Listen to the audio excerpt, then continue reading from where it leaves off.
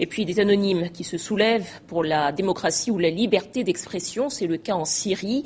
C'est aussi le moteur d'un groupe de pirates informatiques qui a fait parler de lui cette année. On les appelle les Anonymous, les explications de Reza Pounouachi. Ceci est un appel aux armes. Janvier 2008. Cette vidéo postée sur Internet dévoile au grand public le groupe de hackers aujourd'hui le plus connu au monde.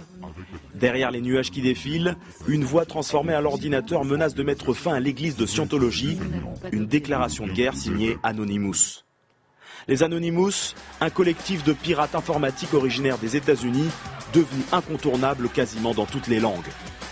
Leur fonction, jouer aux justiciers au nom de la liberté d'expression. Signe distinctif, ce masque de Guy Fawkes, un activiste anglais du XVIIe siècle. Personne ne sait combien ils sont, même pas eux. On peut les apercevoir dans des manifestations comme ici l'été dernier face à l'église de Scientologie à Londres. Mais ils ont vite trouvé d'autres chevaux de bataille. Le soutien du site Wikileaks et de son créateur Julian Assange. L'appui au mouvement des indignés espagnols ou d'Occupy Wall Street à New York. Ou encore la participation au printemps arabe en Égypte, Tunisie, Syrie, où le site du ministère de la Défense a notamment été piraté il y a 4 mois. Dernier fait d'armes, le piratage du site d'une importante société de renseignement économique. Parmi ses clients, des banques comme Goldman Sachs, la BNP et même l'armée américaine. Le collectif a menacé de lancer de nouvelles cyberattaques pour le passage à 2012, malgré l'arrestation de plusieurs de ses membres ces derniers mois. L'OTAN considère certaines de leurs actions comme des actes de guerre. Dans un récent message, les Anonymous se qualifiaient d'armée des ombres, censée combattre l'oppression des riches et des puissants.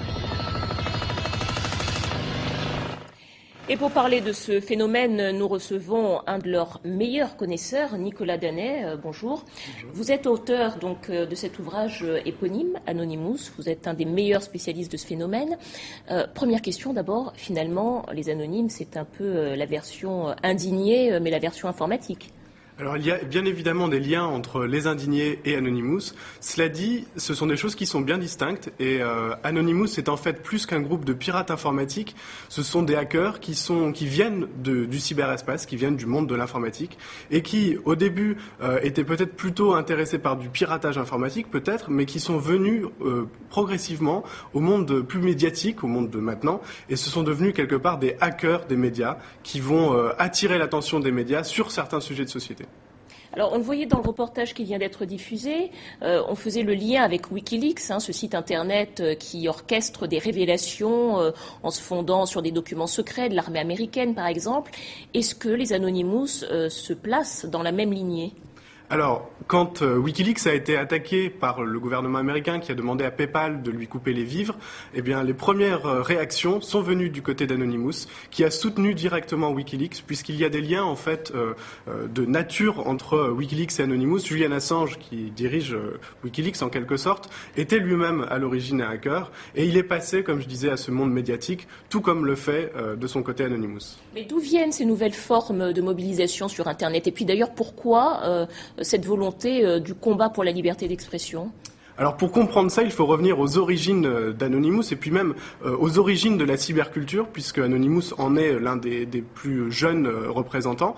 La cyberculture prend ses racines dans la contre-culture américaine dans les années 60, où on a des mouvements de désobéissance civile, par exemple, qui sont de fervents défenseurs des libertés.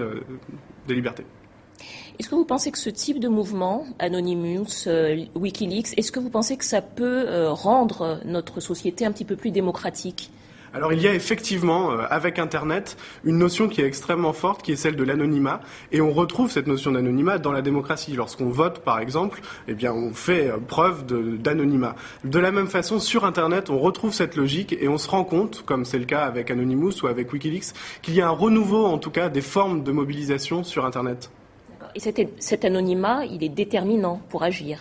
Il est extrêmement important. Quand on voit par exemple ce qu'a fait Bradley Manning, qui est la personne qui a diffusé à Wikileaks les informations de l'armée américaine à Wikileaks, il n'aurait jamais pu le faire si jamais il n'avait pas été sous le couvert de l'anonymat. Donc en fait, on voit que ça permet à des individus de remettre en cause des pouvoirs d'institutions, ce qu'ils ne pourraient jamais faire dans le cas inverse. Merci Nicolas Danet d'avoir répondu à nos questions.